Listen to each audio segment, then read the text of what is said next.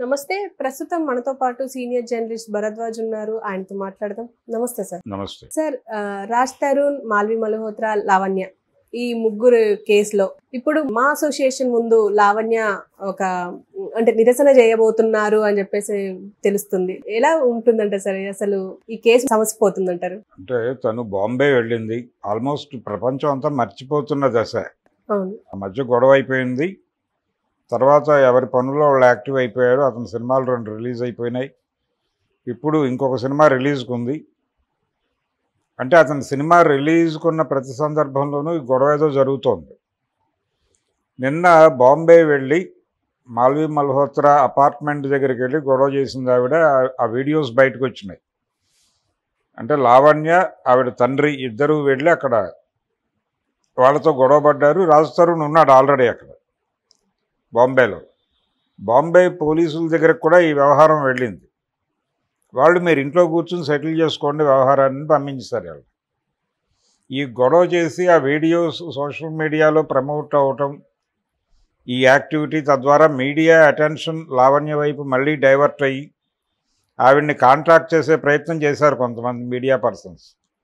చేసినప్పుడు ఆవిడ చెప్పిన మాట ఇది, ఏది, నేను మా అసోసియేషన్ ముందు నిరాహార దీక్ష చేయబోతున్నాను అని. ఆవిడ చెప్పిన టైం అయితే ఈ రోజు నుంచి చేస్తానండి, సండే నుంచి. మరి ఈ రోజు నుంచి చేస్తుందా లేకపోతే రేపటి నుంచి చేస్తుందా అనేది చూడాలి. అయితే ఒక నిరసన కార్యక్రమం చేయాలనే ఉద్దేశం తనకున్నట్టుగా ఆవిడ ఎస్టాబ్లిష్ చేసింది ప్రపంచానికి. అయితే ఎందుకు చేస్తుంది హడావిడంతా?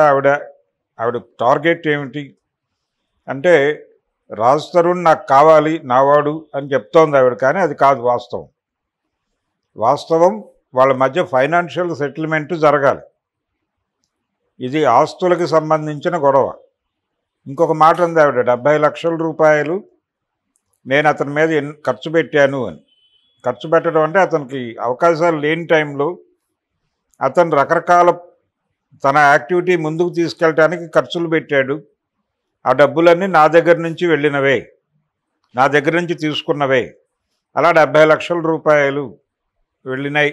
అంటే 6 ఏళ్లలో ఇంకా ఎంత వెళ్ళి ఉంటుంది అనేది మీరు అంచనా కట్టుకోండి అంటుంది ఆవిడ.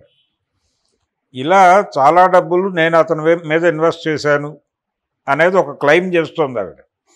దాంతోపాటు వీళ్ళిద్దరూ కలిసి ఉన్నటువంటి టైంలో కలిసి ఏదైనా ఎక్వైర్ చేసుంటే, ఏదైనా ప్రాపర్టీ ఎక్వైర్ చేసుంటే, ఆ విల్లా కావచ్చు మరొకటి కావచ్చు, ఆ ఎక్వైర్ చేసినటువంటి ప్రాపర్టీస్లో ఈవిడికి రావాల్సినటువంటి వాటాకి సంబంధించిన గొడవ కూడా సెటిల్ కావాలి.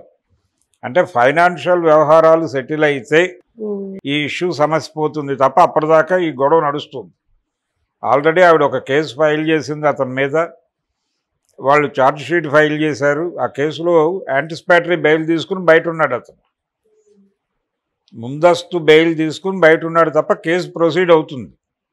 అతను ముందస్తు బెయిల్లో ఉన్నంత మాత్రాన కేసు లేకుండా పోదు.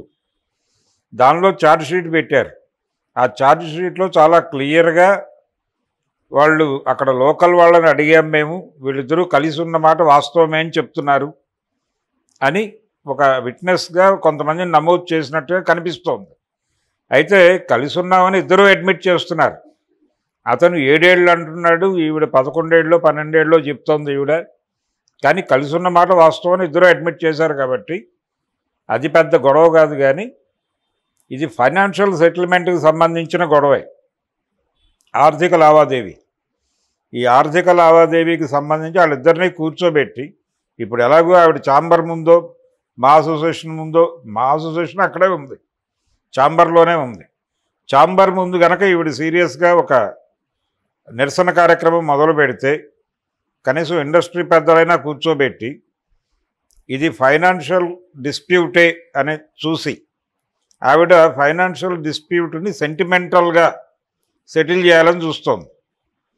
అందుకని కూర్చోబెట్టి నీకేం కావాలి, అతను నీతో ఉండను అంటున్నాడు, సో అతను వదిలిపెట్టేయి, నీకేం కావాలో చెప్పు అని సెటిల్ చేసేసి పంపించేయటం బెటర్.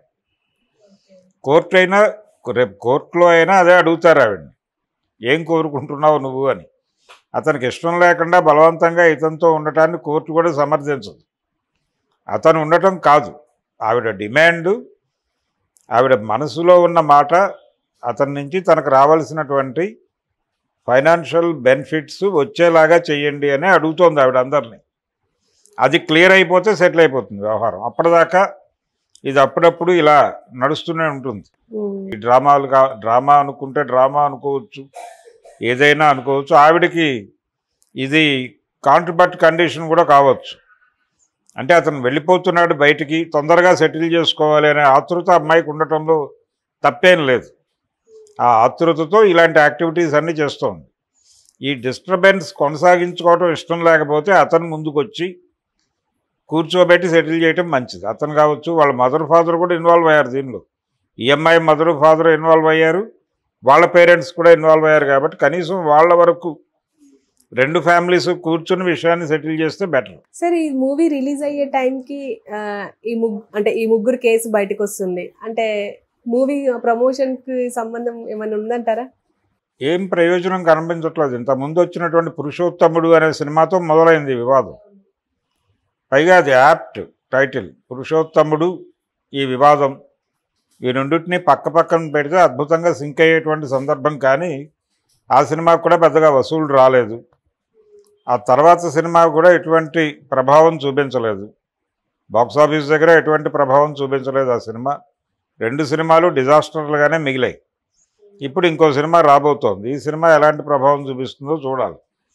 అయితే ఈ సినిమా రిలీజుల టైంలో కొంచెం ఆ ప్రమోషన్ యాక్టివిటీ దీనిలో ఉంటారు కాబట్టి ఆ టైంలో కార్నర్ చేయటం ఈజీగా ఉంటుందనే ఉద్దేశంతో అమ్మాయి ఈ టైంని ఎంచుకుంటోందా అనేది కూడా చూడాలి.